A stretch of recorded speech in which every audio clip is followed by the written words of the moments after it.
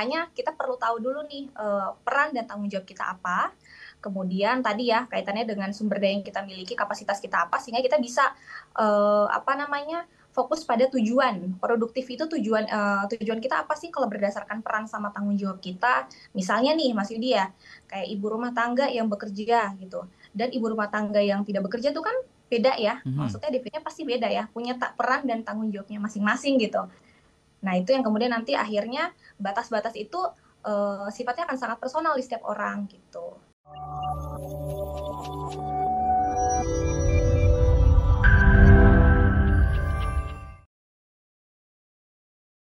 Dan topiknya menarik nih Mbak, karena di awal tahun biasanya sudah mulai banyak yang ngegas untuk oke targetnya A, B, C, D, dan seterusnya. Meningkatkan produktivitas. Tapi apakah betul di luar sana banyak orang yang ketika meningkatkan produktivitas lupa aspek kesehatan mental sehingga cenderung dikorbankan kesehatan mental ini. Mungkin sebagai overview bisa disampaikan lagi kenapa topik ini menjadi sangat sangat menarik untuk kita bahas malam hari ini, Mbak. Iya, Mas Yudi, betul sekali ya. Menarik ya, produktivitas itu kan sebenarnya kalau kita bicara produktivitas itu kan ruang pembahasannya luas sekali ya, Mas Mhm, Yudi ya. mhm, Tidak hanya kaitannya dengan urusan pekerjaan gitu ya, tapi juga kaitannya dengan personal. Jadi upgrading diri. oke. Dan itu bagian dari kebutuhan individu ya untuk bisa level up, untuk bisa mengembangkan diri menjadi lebih baik. Nah, salah satunya biasanya dengan meningkatkan produktivitas ini Mhm. gitu. Mhm, oke. Ini menjadi penting ya. Level up yang dimaksud itu apakah tuntutan dari diri sendiri atau memang tuntutan dari orang lain, dari perusahaan atau dari keluarga? Ini Iya, iya. produktivitas ini seperti apa, Mbak, melihatnya? Iya, benar. Bisa dari dua-duanya ya, tuntutan diri sendiri maupun juga dari lingkungan. Makanya tadi kita perlu membahas apa namanya produktivitas ini dalam ranah mungkin kebutuhan individu itu sendiri dan apa ya? Kalau misalnya dipikir-pikir kan, ya itu tadi ya kalau kita bicara kebutuhan kan sebenarnya secara tidak langsung itu juga tuntutan untuk diri kita juga ya, karena itu kebutuhan kan sebenarnya. Nah, tapi itu tadi kita perlu membatasi agar bagaimana caranya produktivitas ini yang tadinya sebenarnya positif gitu ya, baik untuk kesehatan kita, tidak menjadi masalah gitu. Mhm, mhm. Nah, yang dimaksud dengan produktif sendiri itu apa sih, Mbak, Nah, sebetulnya?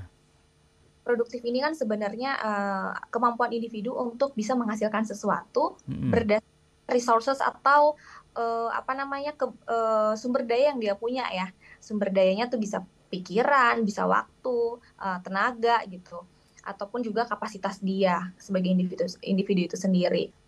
Gitu Mas Yudi, dan juga sebenarnya kalau kita bicara definisi itu mungkin tadi ada definisinya tapi aplikasinya kan produktif itu di setiap orang berbeda-beda loh gitu ya. Pada kenyataannya mungkin saya tuh bangun pagi tuh buat saya tuh udah produktif gitu. oke. Tapi buat orang lain itu suatu hal yang biasa buat dia.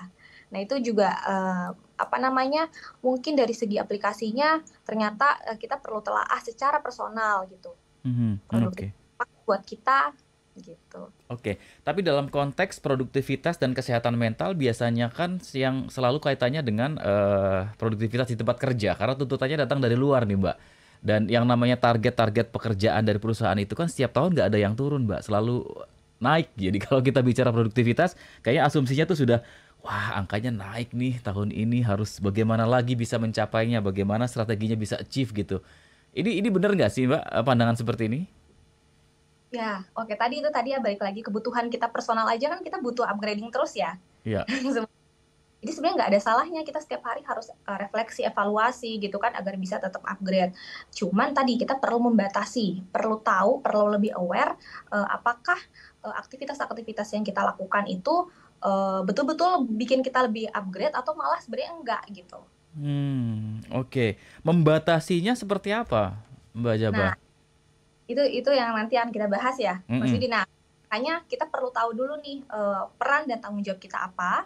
Kemudian tadi ya kaitannya dengan sumber daya yang kita miliki, kapasitas kita apa, sehingga kita bisa apa namanya fokus pada tujuan. Produktif itu tujuan kita apa sih kalau berdasarkan peran sama tanggung jawab kita. Misalnya nih Mas Yudi ya, kayak ibu rumah tangga yang bekerja gitu, dan ibu rumah tangga yang tidak bekerja tuh kan beda ya. mhm. Maksudnya pasti beda ya, punya peran dan tanggung jawabnya masing-masing gitu. Nah, itu yang kemudian nanti akhirnya batas-batas itu sifatnya akan sangat personal di setiap orang gitu. Oh, oke. Berarti, batasannya ini sangat, relatif gitu ya, berbeda dari satu orang ke orang lain gitu ya. Tapi, yang paling berarti ini bisa disimpulkan bahwa kalau misalnya keluar dari batasan itu atau melebihi batasan itu yang berpotensi mengganggu kesehatan mental kita, seperti itu ya, Mbak? Betul sekali Mas Yudi. Oh, oke oke. Nah, mungkin perlu juga ketahui nih, Mbak, gejala-gejala yang mungkin terlihat ketika seseorang yang sudah berusaha meningkatkan produktivitasnya, tetapi berpotensi untuk mengakibatkan terganggunya kesehatan mental dia karena melebihi batasan tadi, Mbak. Ada nggak sih gejala-gejala yang terlihat yang tampak gitu ya, sehingga kita bisa mulai, mencegahnya atau menguranginya supaya tidak semakin parah gitu gangguan itu? Mhm, bener, sekarang tuh kan apalagi ada istilahnya juga ini ya, apa namanya, hustle culture tuh Mas Yudi. Hustle Jadi culture. kayak budaya bekerja yang over gitu Iya. kan. Mhm.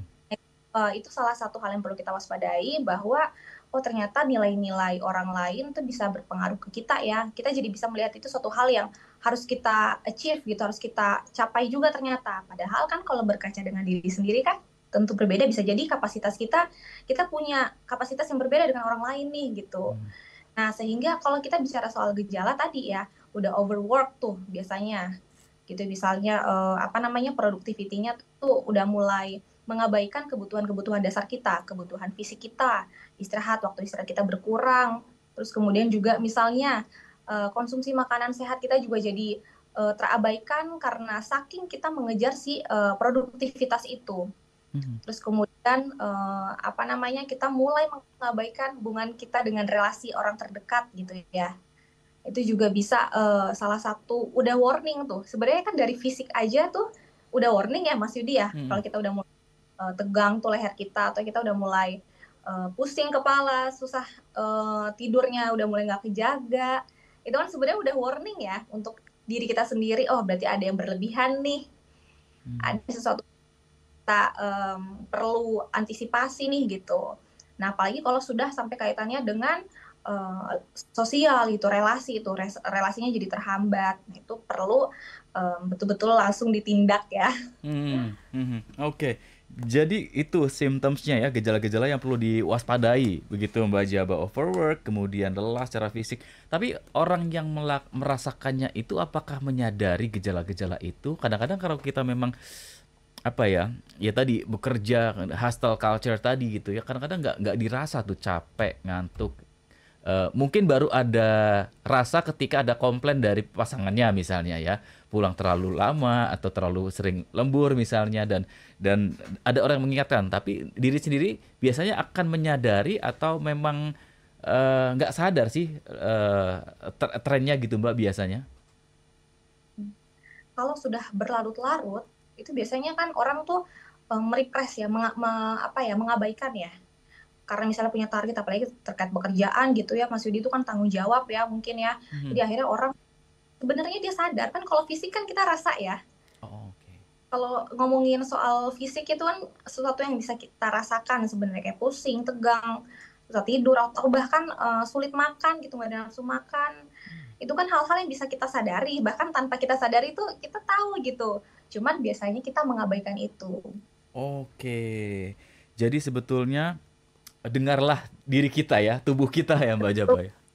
Betul betul betul. Karena sesungguhnya ya, sesungguhnya, tubuh kita, diri kita sebetulnya punya alarmnya sendiri kalau memang sudah over tadi terkait dengan, pekerjaan gitu ya, Iya. dan itu adalah pertanda bahwa memang kita harus mulai mencari cara untuk, menormalkan kembali kondisi itu ya, Mbak, ya, supaya tidak bertambah parah begitu. Karena kaitannya dengan tidak hanya fisik tapi juga bisa, menyebabkan gangguan mental.